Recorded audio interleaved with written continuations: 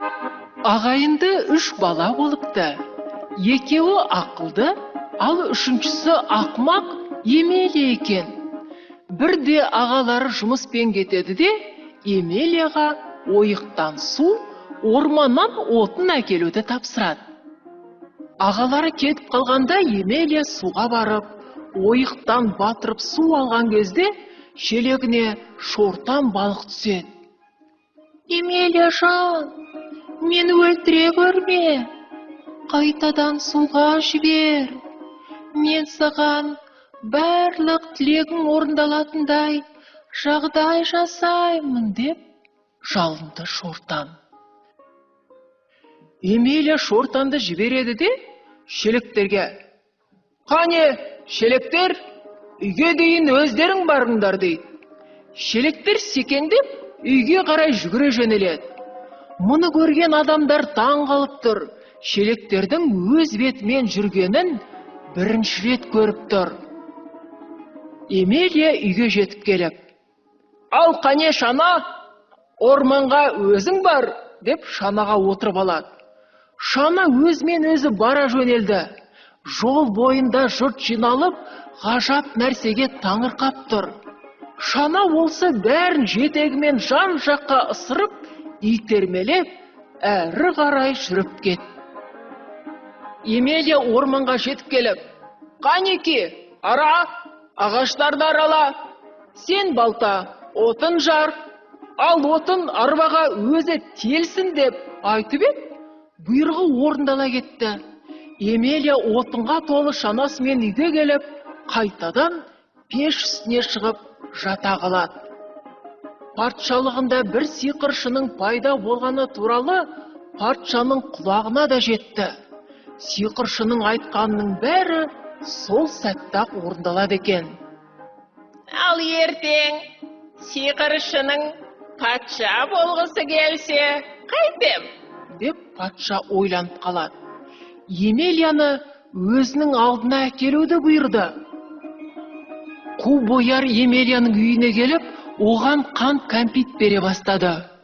«Емелия жан, менімен бірге жүр. Патша сарайында ондай тәтті нәрсе көп» деді.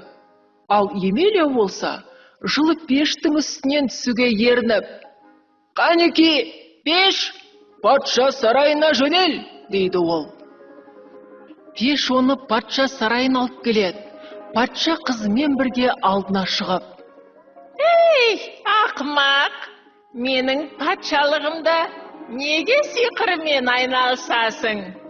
Қане, нөкерлерім, мынаны бөшкеге отырғызып, теңізге лақтырып жіберіңдер» деді.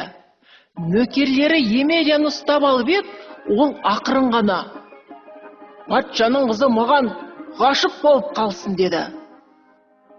Патшаның қызы Емелияны бөшкеге отырғызып жатқанын көріп, бөшкені ұстап: «Емелияның соңынан ерем» дейді. Патша қатты ашуланып, есінен ауысып, қызын Емелиямен бірге бөшкеге отырғызып, теңізге тастауды бұйырады. Патшаның қызы мен Емелия екеуі теңізбен жүзіп келе жатады. Қыз Емелияға: «Сен шынымен сиқыршы болсаң, бізді мына бөшкеден шығарып алшы. Теңізбен осылай мәңгі жүре береміз бе?» деп айтады. Емелия қыздың сөзін тыңдап, бөшкені аралға домалатып шығарып, аралда керемет сарайдың тұра қалуын тіледі. Тілегі лезде орындалып, айтқандай болды. Патша қызы қуанып: «Жаным, енді тойымызды жасайықшы» деді. Емелия түрлі тағамдарға толы той дастарханын тілеп еді, қыз аяқ астынан мұңая кетті. «Қонақсыз, әкесіз бұл не той бола?» «Жарайды, сенің дегенің болсын» деді Емелия. Айтқаны сол еді, алыс жақын туыстар қонаққа асыға келе бастады. Қыздың әкесі патша да келіп, қызына бас иіп: «Айналайын балаларым, мені кешіре көріңдер. маған не болғанын өзім де білмеймін. Қартайғанда ақылымнан адасқан шығармын. Елімді сендерге тапсырдым. Өз беттеріңмен билей беріңдер дейді. Қонақтар дастархан алдына отырып тойлай бастады. Тойдан кейін Емелия патшадан билікті қабылдапты. Содан бері Емелиядан асқан қайырымды, ақылды билеуші болмапты.